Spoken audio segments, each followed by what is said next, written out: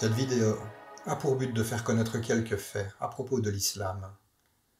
Et elle est adressée à tous, aussi bien aux musulmans qu'aux non-musulmans.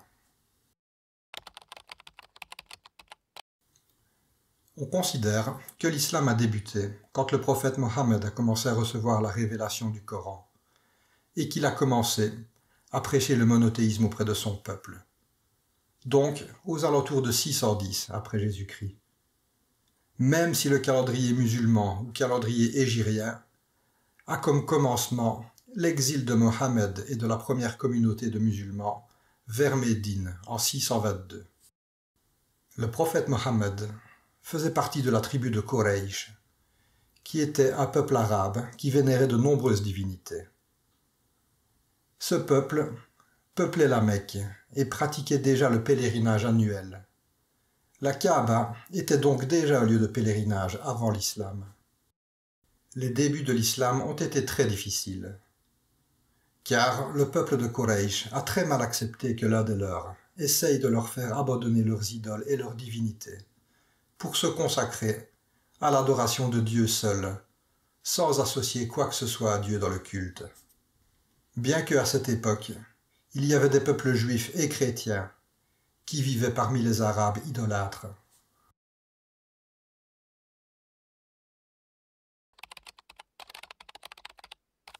Non, l'islam ne se veut pas être une religion différente des religions précédentes. Je m'explique. Allah n'est pas un autre Dieu que celui que prient les chrétiens et les juifs. En effet, pour les musulmans, l'islam est la continuité du judaïsme et de la chrétienté. Même si les juifs et chrétiens sont majoritairement contre cette affirmation. Mais les trois religions monothéistes n'avaient pas pour but de se diviser. Pour expliquer cela plus clairement, quand Jésus est apparu, il n'avait pas pour but de créer une nouvelle religion. Il est venu pour guider le peuple juif et lui faire abandonner certaines pratiques. Et il y a eu une division, car certains l'ont suivi, tandis que d'autres l'ont rejeté. Et c'est la même chose qui s'est produit quand le prophète Mohammed est apparu.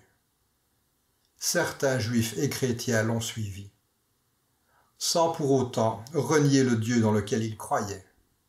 Et ils n'ont pas renié non plus les prophètes qui étaient venus auparavant. Aucun musulman n'osera affirmer que Allah est un Dieu différent du Dieu qu'ont prié Moïse, Jésus, Abraham, Noé, Joseph, bref, tous les prophètes de la Bible. Et pour bien comprendre cela, il est intéressant de lire un verset du Coran, dont voici la traduction. Il vous a légiféré en matière de religion, ce qu'il avait enjoint à Noé, ce que nous t'avons révélé, ainsi que ce que nous avons enjoint à Abraham, à Moïse et à Jésus.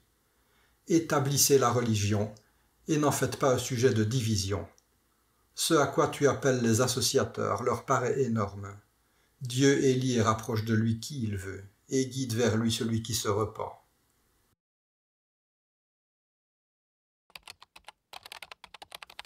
Certains parlent de soumission à Dieu, d'autres de paix. Tout d'abord, il faut savoir qu'il n'existe pas en français de mot équivalent au mot islam. De ce fait, le mot islam ne peut pas être traduit par un mot français isolé. Et le fait de traduire islam par soumission et le mot musulman par soumis n'est pas vraiment juste, car cela implique que l'on n'aurait pas le choix. Et le mot français a une connotation négative. Tandis qu'en arabe, ce mot a une connotation de paix intérieure. Le mot islam est donc un mot arabe, qui vient de la même racine que le mot salam, ou shalom en hébreu, qui veut en effet dire paix. Mais même si islam a une racine commune avec le mot salam, ce n'est pas le sens premier du mot. Islam doit plutôt être traduit par « trouver la paix dans le fait de s'en remettre à Dieu, en conscience, en confiance et de son plein gré ».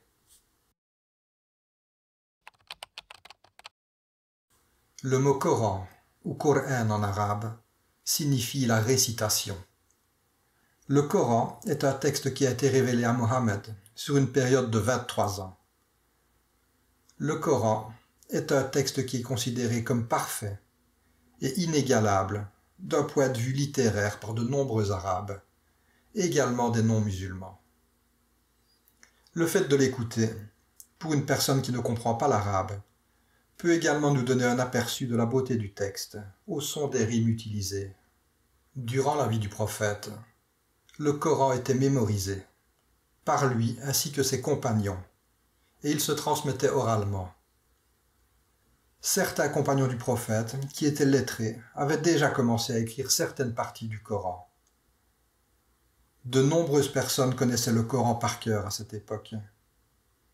Et ce n'est que quand le nombre de ces personnes a commencé à diminuer, suite aux guerres ou simplement aux morts naturelles, qu'il a été décidé de retranscrire le texte du Coran, pour éviter qu'il ne se perde ou ne soit altéré avec le temps.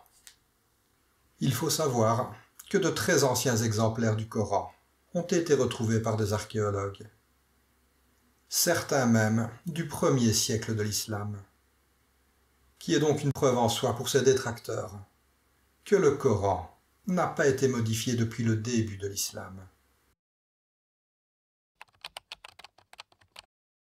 Pour se considérer comme musulman, il y a un certain nombre de choses auxquelles nous devons croire, et un certain nombre de pratiques auxquelles nous devons nous plier. L'islam repose sur 5 piliers que chaque musulman est supposé accomplir, s'il le peut. C'est d'ailleurs cela que représente l'étoile à 5 branches, qui est associée à l'islam avec le croissant lunaire, et se retrouve sur de nombreux drapeaux. 5 branches pour 5 piliers. Le premier pilier est la shahada, que l'on peut traduire par témoignage ou attestation de foi.